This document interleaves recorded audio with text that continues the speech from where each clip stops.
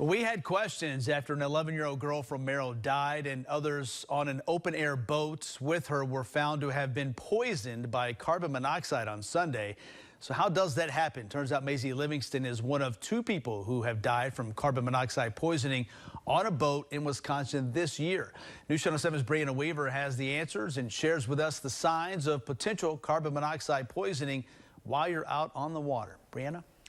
Dale, headaches, nausea, and vomiting are just a few signs of carbon monoxide poisoning. The DNR tells me if you're feeling any of those symptoms while out enjoying a nice cruise on the water, it's time to head to shore. DNR Warden Joseph Mulroney says no matter where you're at in the boat, you can suffer from these symptoms. Idling with the motor running can help build those vapors up and increase the danger. Just because you're not right next to the engine when it's running doesn't mean that those gases can move further up into the boat or in other places of the boat.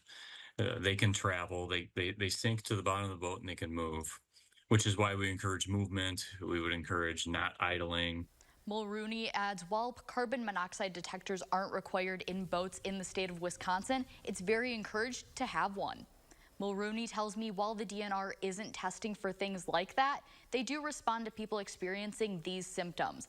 I also heard from the Lincoln County coroner about how carbon monoxide poisoning can affect you even if you're in the water. I'll explain that part of the story coming up at 5.